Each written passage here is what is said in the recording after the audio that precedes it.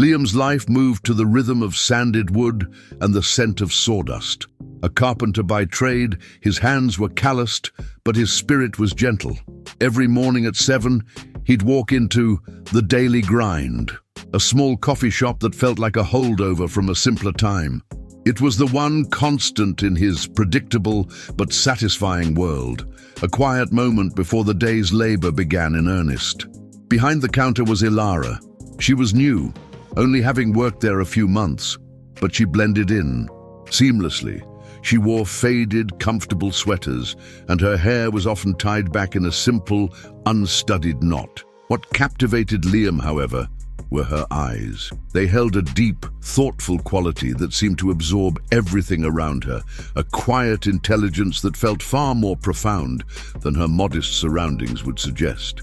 Their exchanges were brief at first. A good morning, a shared smile as she handed him his black coffee. But he noticed how she treated everyone, from the hurried businessman to the lonely elderly woman, with the same patient grace. There was an authenticity to her he found incredibly rare. He started to look forward to this simple 3-minute interaction more than any other part of his day, a small beacon of warmth. One Tuesday, he saw her reading a worn copy of a dense philosophy text behind the counter during a lull. Surprised, he commented on it, expecting a simple reply. Instead, she offered a sharp, insightful analysis that left him momentarily speechless. Their 5-minute conversation felt more stimulating than any he'd had in months. It was a glimpse behind the curtain of the quiet barista, revealing a mind that was anything but simple. That weekend, he walked in, his heart pounding a nervous rhythm against his ribs. He asked her if she'd like to go for a walk in the park sometime, a date as simple and unpretentious as he believed her to be. Her smile was hesitant but genuine as she accepted. He left the shop feeling an unfamiliar lightness, convinced he had just met a woman who, like him, valued substance over style. Their first dates were a tapestry woven from life's simplest pleasures. They wandered through public parks, their conversation flowing as easily as the streams they passed. Liam pointed out different types of wood in the park benches, and Ilara spoke of the history of the statues with surprising authority. She seemed genuinely content with a shared thermos of coffee and the quiet company, which only deepened his admiration for her character. He lived in a small, cozy apartment above his workshop, filled with handcrafted furniture and the lingering smell of cedar. When he invited her over for dinner, she showed up with a simple, inexpensive bottle of wine and a warmth that made the space feel like a home. She never once commented on its size or modesty, instead admiring the dovetail joints on his bookshelf and the care he put into his work. As they grew closer, Liam shared his dreams of one day owning a larger workshop and teaching woodworking to kids. Ilara listened with an intensity that made him feel truly seen. She spoke of her own life in vague but poignant terms, mentioning a difficult past and a desire for a peaceful, uncomplicated future. He took this to mean she had faced financial hardship, a narrative that fit perfectly with her humble job. Yet, a part of her remained an enigma.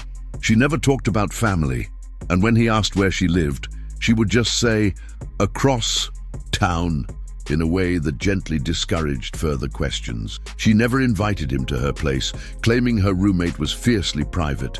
Liam accepted these explanations, attributing her guardedness to past struggles, a history he was determined to help her overcome with his steady affection and unwavering support. His affection for her was rooted in this perceived shared reality. He saw them as two people building a future from the ground up, unconcerned with the material world. He loved the woman who would get excited over a rare bird in the park or the plot twist in a library book. This version of Ilara, humble, brilliant, and appreciative of small joys, was the woman he was rapidly and irrevocably falling in love with. Subtle inconsistencies began to appear, like faint scratches on a perfectly polished surface. During a visit to a free art museum, she casually critiqued a Renaissance painting with the vocabulary of a seasoned art historian, referencing obscure auction houses by name. When Liam looked at her, surprised, she quickly laughed it off, saying she'd watched a documentary once. He let it go, but the moment lingered in his mind. Another time, while discussing their dream vacations, he mentioned a camping trip. Ilara described the stunning beauty of the Swiss Alps in winter with such vivid personal detail that it felt like a memory, not a dream. She spoke of the specific feel of the crisp air and the sound of skis on fresh powder. She caught herself, mid-sentence, her expression clouding over for a second before she skillfully changed the subject back to him. Her clothes were always simple, but he started noticing the details. A plain grey scarf that was unbelievably soft, which he later learned was pure cashmere. A pair of worn leather boots that, despite their age, were clearly of an impeccable, expensive make. He assumed they were lucky thrift store finds, gifts, or remnants from a better time in her life. It was easier to believe that than to confront the unsettling questions forming in his mind. The most jarring incident happened when his old truck broke down. As he lamented the high cost of repairs, Ilara listened patiently. Then, without thinking, she said, "You should just get the engine block replaced with a newer German model. The import costs are less prohibitive than you'd think this quarter." The technical financial specificity of her advice was stunningly out of place. She immediately backtracked, claiming she'd overheard someone say it. Liam's heart was at war with his head. He was in love with the woman she presented herself to be, the simple, kind-hearted barista. Each of these moments felt like a glitch, a brief glimpse into a world she kept hidden. He chose to ignore them, to trust the person he saw every day, because the alternative, that she was being dishonest, was a possibility too painful for him to even consider. One evening, Ilara called him, her voice strained and thin. She cancelled their date, offering a vague explanation about a family issue that had suddenly come up. This was the first time she'd ever mentioned family. When he gently pressed for details, wanting to offer support, she became evasive and distant, creating a wall between them that he had never felt before. The call ended awkwardly, leaving him feeling worried and shut out. For the next week, she was a ghost. Her shifts at the coffee shop were covered by someone else, and she answered his texts with short, delayed replies. He was consumed with worry, imagining the worst. He pictured her struggling with a sick relative, overwhelmed by medical bills she couldn't possibly afford on a barista's salary. His protective instincts roared to life, and his desire to help her became an all-consuming thought. He spent 2 days agonizing before finally making a decision. He went to his bank and withdrew a significant portion of his business savings. $2,000 he had painstakingly set aside for a new table saw. It wasn't a fortune, but it was everything he could offer. He put the cash in an envelope, his hands trembling slightly as he wrote her name on the front, his heart aching with love and concern for her. He went to the coffee shop, hoping to catch her, but found her co-worker instead. He learned Ilara had taken an indefinite leave. When he asked if her co-worker knew what was wrong, the woman just shrugged, mentioning something about Ilara's family being complicated. The word hung in the air, heavy with unspoken meaning. Liam left, the envelope in his pocket now feeling both heavier and woefully inadequate. The desire to find her, to ease her burden, was overwhelming. This was the core of his conflict. He respected her privacy, but his love for her demanded action. He couldn't stand by while the woman he loved suffered alone. He only knew she lived across town, a frustratingly vague clue. But he remembered her once mentioning a specific park she liked to walk through when she was stressed, a small detail from one of their first dates. It was a long shot, but it was all he had. He drove to the park she had mentioned, a manicured green space in the city's most affluent and exclusive neighborhood. It seemed an odd choice for her, a stark contrast to the simple, humble places they usually frequented. He walked the winding paths for over an hour, the envelope a lump in his jacket pocket, his hope dwindling with each passing minute. He was about to give up when he saw, "Ain't her," She was standing on the sidewalk just outside the park, her back to him, speaking on her phone. Her posture was different, more rigid, more authoritative than he had ever seen.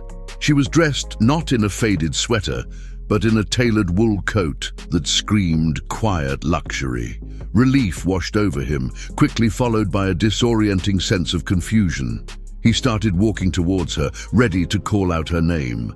But then she finished her call and turned, not towards the bus stop, but towards a black car idling silently at the curb. A uniformed driver stepped out and opened the rear door for her. Liam froze, his feet rooted to the spot. He watched as Ilara, the woman who worried about the price of coffee, slipped into the back of a luxury sedan as if it were the most natural thing in the world. The car pulled away from the curb and headed down the street. Acting on an impulse he didn't understand, Liam ran back to his truck and followed, his mind a whirlwind of disbelief. The car didn't head towards some modest apartment complex. It drove for another mile before turning onto a private lane marked by towering stone pillars and an ornate, wrought-iron gate that slowly swung open to admit it. He parked his truck across the street, partially hidden by a row of ancient oak trees. Through the gates, he saw the car pull up a long, sweeping driveway towards a mansion that looked more like a museum than a home. He watched, his breath caught in his chest, as Ilara stepped out of the car. He saw her secret. She wasn't just comfortable, she was unimaginably, breathtakingly wealthy. The lie wasn't a small omission, it was an entire world. He sat in his truck for what felt like an eternity, the cash-filled envelope on the passenger seat now a symbol of his own naivety. The image of the mansion was burned into his mind. Every memory he had of Ilara was now cast in a different, deceptive light. Her simple clothes, her struggles, her appreciation for free activities. It was all a performance, a meticulously crafted role she had played for his benefit. He drove home in a numb daze, the city lights blurring past his window. The pain he felt wasn't about the money. He wouldn't have cared if she had $1 billion. It was about the betrayal, the entire foundation of their relationship, the very thing that made him fall in love with her, their shared simplicity, their supposed understanding of a life without excess, was a complete and utter fabrication. She hadn't just pretended to be poor, she had pretended to be a different person. Later that night, she called him, her voice returning to its familiar, gentle tone. She apologized for being distant and asked if they could see each other the next day. The casual normalcy of her request felt like a physical blow. He didn't explode in anger.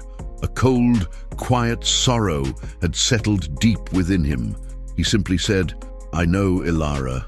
I saw where you live. I followed you." Silence stretched over the line, thick and suffocating. When she finally spoke, her voice was barely a whisper. She tried to explain, her words tumbling out in a desperate, tangled rush.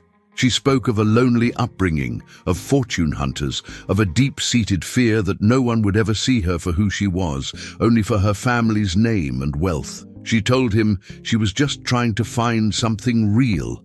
Her reasons made a kind of logical sense, but they did little to soothe the raw wound of his deception. "Was any of it real?" he asked, his voice hollow. "The woman I took walks with, the one who loved old books and cheap coffee, was she real, or was that just another part of the costume?" He didn't wait for an answer. He told her he needed time and ended the call.